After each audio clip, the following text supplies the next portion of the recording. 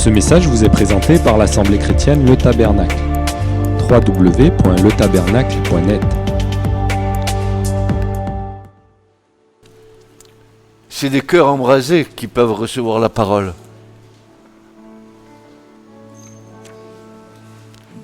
Des cœurs aimants. Peut-être aussi des cœurs très obéissants.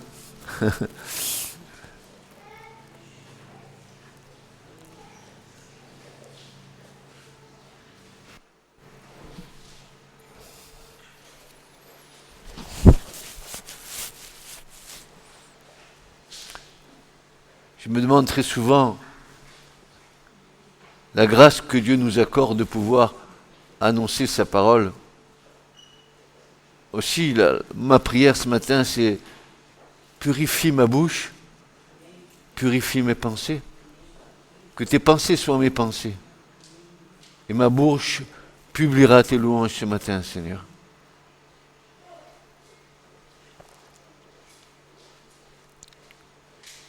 Ainsi, nos cœurs sont préparés à recevoir la parole de vie. J'aimerais que tout le monde soit là pour écouter le message ce matin. Donc je patienterai.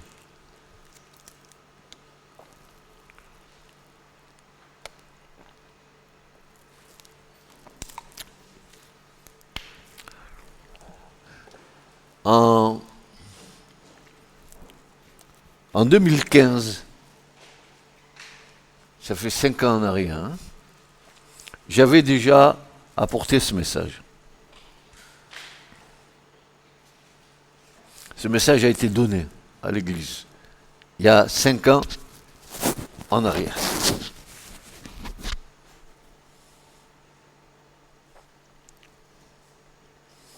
Il était avant-gardiste. Un message qui venait juste avant le temps de l'accomplissement. Alors peut-être il n'a pas été bien compris. Peut-être même il a été mis de côté. Parce que il était avant-gardiste parce que prophétique. Je parlais à l'époque de la voix prophétique et son œuvre à la fin des jours. Mais il y a 5 ans, depuis le temps a passé. Les événements se sont déroulés, pas toujours heureux, mais le Seigneur est en train d'accomplir sa volonté. Alors ce message, il y a 5 ans en arrière, il a peut-être été compris ou accepté ou peut-être pas. Peu importe, il faut que la parole de Dieu soit annoncée et ensuite vous vous débrouillerez avec le Saint-Esprit. Le temps s'est écoulé et le temps a fait son œuvre sur ce message, 5 ans en arrière. Un peu comme notre frère Hugo pourrait nous dire, un peu comme les bons vieux vins. Il faut que le vin passe en fût, qu'il reste des années, qu'il pétille un peu, qu'il y ait du degré. Mais ça ne se fait pas tout de suite. Pour avoir ce type de vin, il faut le passer en cave pendant des années, et puis voilà. Ainsi, la parole de Dieu, elle est annoncée. Sur le moment, on comprend ou on ne comprend pas. Mais le Seigneur, lui, il continue à travailler. Il ne dort, il ne se lasse celui qui nous garde et qui veut nous avertir, car sa parole nous a donné déjà plein d'avertissements, plein de conseils pour cette fin des temps. En fait, ce message, qui a été donné il y a 5 ans en arrière, il s'est actualisé. Entre-temps, des événements se sont passés. Et ce message prophétique, il a grandi, comme le bon vieux vin. Des éléments nouveaux sont venus se rajouter dedans.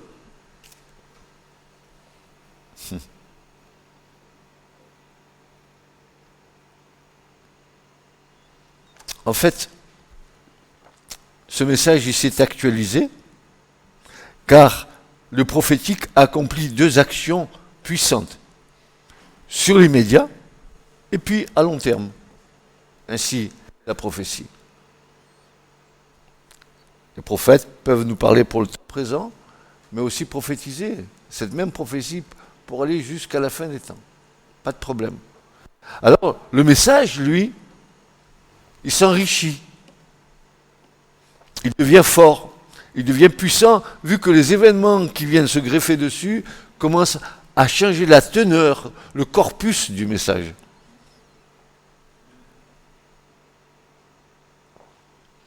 Tu ne peux pas rester toute ta vie sur un message ou une pensée. Il faut que les choses évoluent, quoi. Mais c'est ça que le Seigneur peut le faire. Et si tu cherches de tout ton cœur, bien sûr. Alors ce message a mûri sous l'action du Saint-Esprit et sa consistance a grandi. Et aujourd'hui, il est délivré pour préparer un peuple bien disposé à retourner vers son Dieu unique. Les temps de la fin vont être des temps exceptionnels. Ça sera couvert par des tas de choses comme ce que nous vivons en ce moment. Mais en attendant, Dieu, lui, il est en train de préparer encore le reste qui doit être sauvé.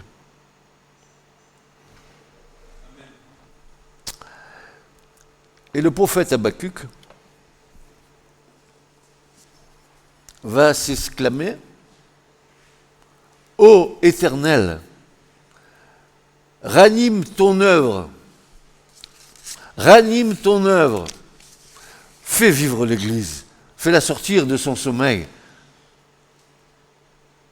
C'est pas parce que tu es dans une église que tu as l'assurance du salut. C'est parce que tu es dans le Christ et que tu appartiens à Christ. L'église n'a jamais sauvé personne. L'église, elle a annoncé les paroles, mais c'est Jésus qui sauve. Ne nous trompons pas d'optique. Alors, Habakkuk dit, ranime ton œuvre. Chaya. Et dans ce mot chaya en hébreu, il y a le mot chay, qui veut dire vie. Et voici ce que le prophète, en fait, veut nous faire comprendre. Ô Éternel, ravive ton œuvre, c'est-à-dire ranime-la, fais-la vivre, fais-la revenir à la vie. Seigneur, guéris. Seigneur, fais vivre éternellement. Seigneur, ressuscite ton œuvre. C'est puissant, hein? C'est pas une petite parole. Il est question que je vive et que tu vives. Il est question que la vraie vie soit en nous. Je ne parle pas d'une habitude religieuse. La vraie vie. Alors, Habakkuk continue, il va dire ceci, ranime ton œuvre dans le cours des années, fais-la connaître dans le cours des années, dans ta colère, souviens-toi d'avoir compassion. Et nous pourrions nous tenir devant Dieu pleurant en lui disant, mais aie compassion de nous. Aie compassion, Seigneur, sors-nous de nos ornières religieuses. Ouvre nos yeux, ouvre nos cœurs, mets du feu dans nos cœurs. Parce que Dieu est un feu dévorant.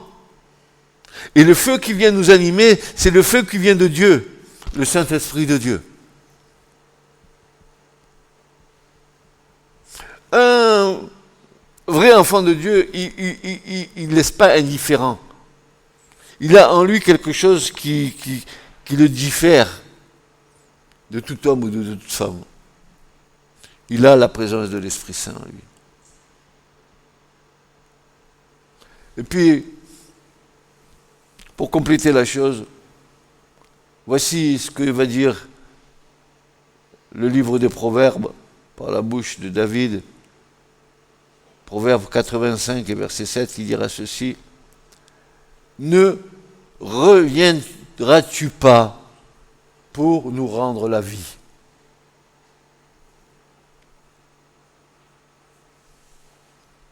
Pourquoi il dit ça à David?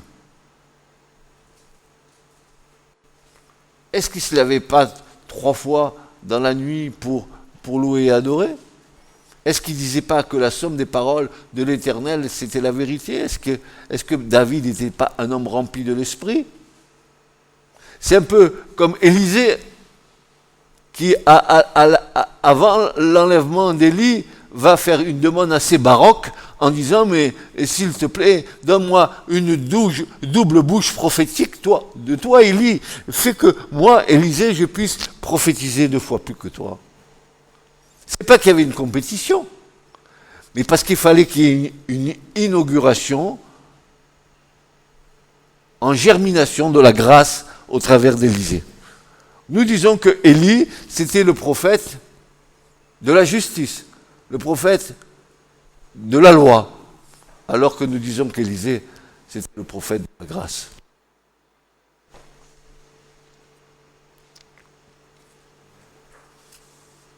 Lorsque le prophète, lorsqu'il reçoit un message de Dieu et qu'il en est dépositaire, en sorte qu'il ait vu et entendu les paroles de l'Éternel. Non, l'Éternel, il a dit...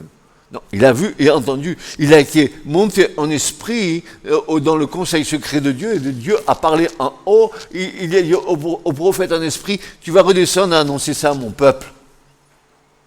Et le prophète, il est le porte-parole de Dieu. Il ne rajoutera rien, il ne retranchera rien. Il est dépositaire du message de Dieu, en sorte qu'il ait vu et entendu les paroles de l'Éternel, comme dit Jérémie le prophète. Alors, ce message que le prophète reçoit, il va le travailler afin d'enfanter ce qu'il a à délivrer au peuple. Il reçoit les choses de Dieu. Il va les transmettre, mais ce message, il est en train de mûrir dans son cœur. Il faut qu'il le donne. De quelle manière? De quelle façon? Le Seigneur a dit, non, il a dit, non, je vais te trancher la tête parce que tu te disputes avec ta belle-mère. Vous savez, l'eau de rose. L'église qui, comme les bébés, qui ne voit pas plus loin que son nez, tellement enfermé dans les doctrines des hommes.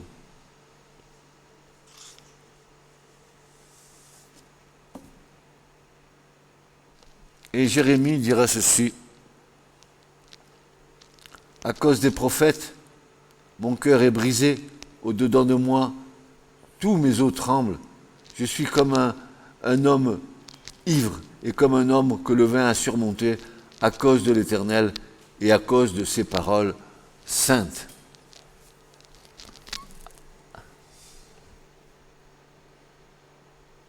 Nos bouches sont des moulins à vent. Il me semble qu'il y a une chanteuse qui a été aimée en France, c'est Dalida. Paroles et paroles. Et les chrétiens, qu'est-ce qu'ils parlent? On dirait des perroquets, des haras. Oh là là, le Seigneur m'a dit, le Seigneur m'a dit, le Seigneur m'a dit. Qu'est-ce qu'il t'a dit, le Seigneur? Repens-toi, va chercher la face de Dieu, s'il te plaît, au lieu de dire des âneries grosses comme toi. Regarde combien le Seigneur, 2 fois, a parlé dans l'Écriture, et tu verras que toi, il te parle 10 fois plus que Jérémie, 50 fois plus qu'Ésaïe. Tu te rends compte comme tu dois être précieux aux yeux de Dieu pour recevoir tout ça.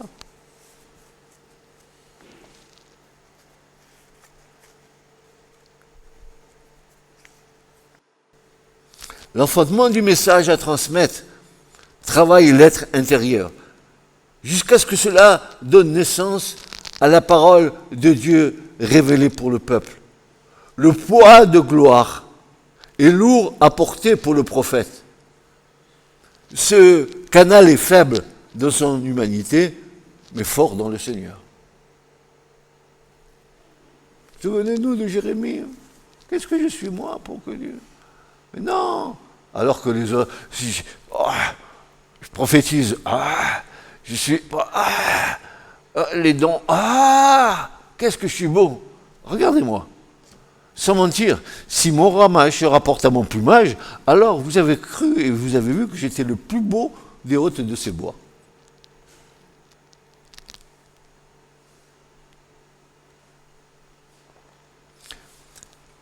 C'est le propre d'un prophète de souffrir dans le message qu'il a à transmettre. Je vous dirais de voir un petit peu tous les prophètes qui ont transmis des messages, comment ils ont été reçus. Ésaïe, il ne fallait pas qu'il parle, lui, on va le scier. Jérémie, il ne fallait pas qu'il parle non plus. Paul, il faut lui trancher la tête. Comme ça, la langue va s'arrêter. Pierre, il faut le crucifier la tête en bas. Ils pensent qu'ils vont faire taire la voix de Dieu.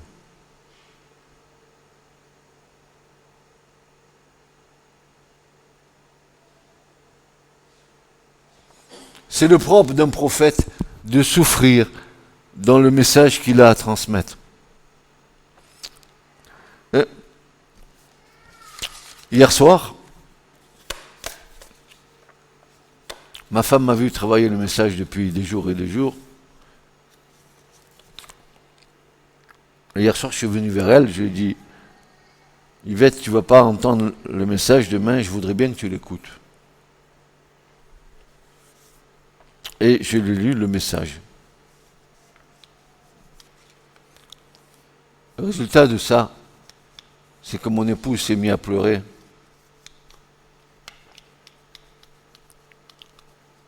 Elle m'a dit, mais comment faire pour les avertir? Je lui ai dit, t'inquiète pas, regarde, Dieu va susciter des trompettes. Et je voudrais que nous discernions ensemble le principe spirituel que Dieu applique avant l'enlèvement de l'Église. Il est déjà en forme quand Jésus vient le long du Jourdain et que Baptiste il est en train de prêcher. Il prêche, repentez-vous, race de vipères. Oh là là, si on dit ça aujourd'hui, oh là là, ce pasteur il est tombé sur la tête, vraiment tombé sur la tête. Vendez votre chemise, donnez-le. Oh mais vous rigolez ou quoi? Moi je bosse comme un fou pour avoir mon petit écureuil et qui me stocke mes économies. C'est dommage de te dire ce matin qu'il n'y a rien qui t'appartient. Rien. Rien. Tu n'as aucun pouvoir sur ta vie. Rien. Alors, notre brave Jean-Baptiste, Jean le baptiseur,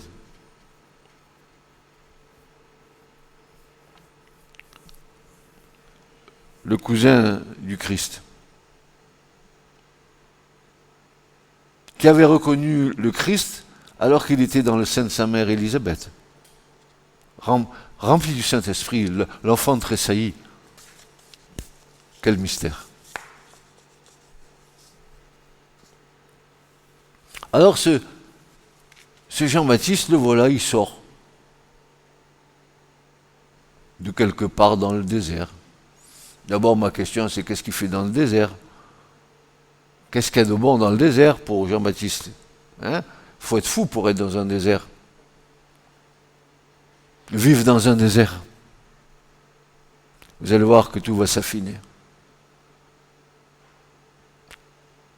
N'oublions pas que, d'après l'histoire, Jean-Baptiste sortait du désert parce que dans le désert de Judée, il y avait une secte qu'on appelait les Esséniens, qui étaient des croyants qui étaient strictement attachés aux lois de sainteté, etc., et que Jean-Baptiste sortait de là. Il faut le savoir, Et voilà qu'il arrive.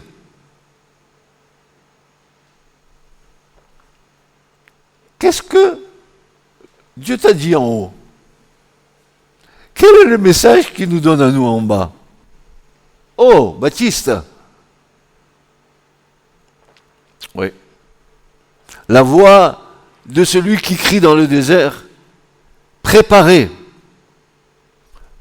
Préparer, ça veut dire débarrasser, vider,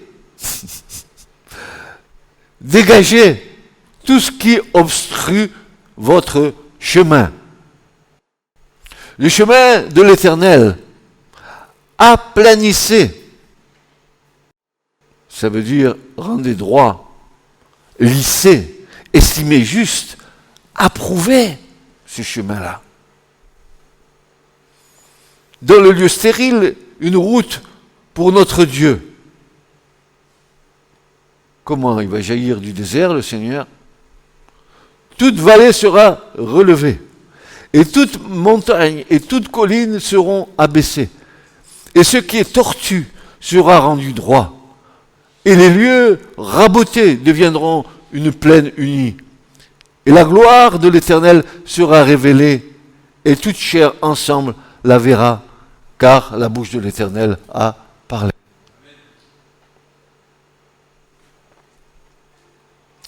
Telle est la prophétie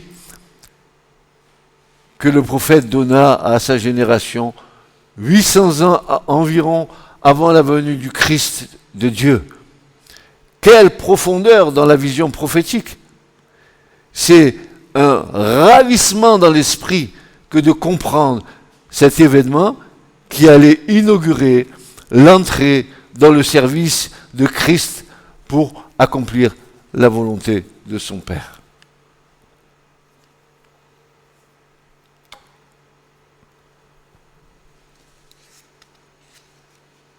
Qui est suffisant pour donner un tel message?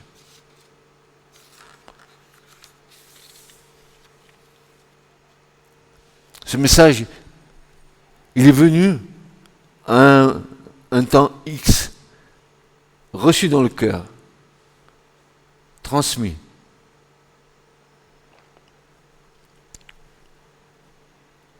Et l'esprit travaille. 1, 2, 3, 4, 5, 6 ans qui passent. Et voici que l'esprit reparle. Mais l'Esprit Saint réactualise ce que tu as reçu il y a des années en arrière. Attendez, un message n'est pas figé. Un message, il s'enrichit avec la révélation de l'Esprit Saint. Un message, il s'enrichit de votre relation, vous, avec le Seigneur. Il n'est pas statique.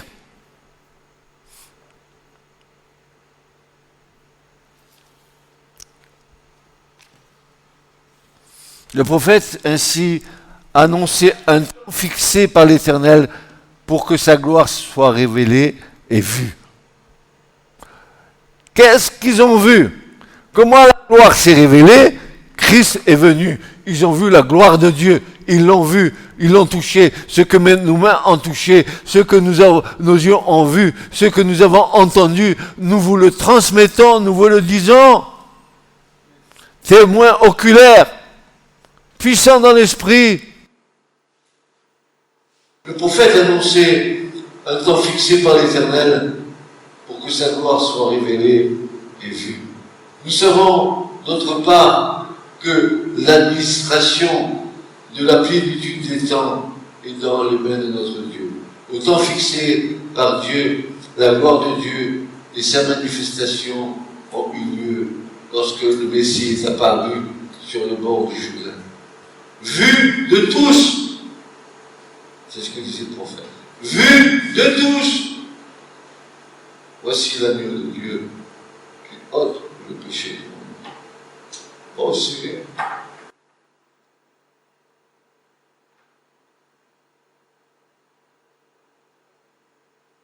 Combien ta parole est bonne et précise, elle est juste.